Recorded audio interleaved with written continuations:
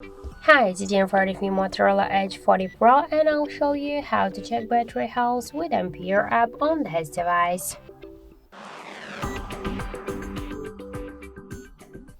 So first we should get the Ampere application from the Play Store. That's why open the app and in the search pool enter the Ampere.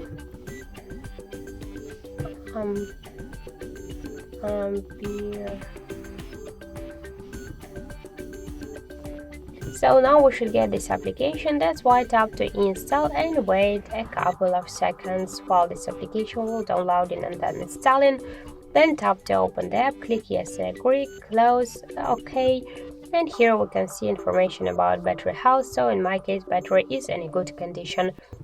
And also I get here more information like the battery capacity, temperature, model, Android version, and more other info. So that's it. Thank you for watching, and if you find this video helpful, leave thumbs up and subscribe our channel.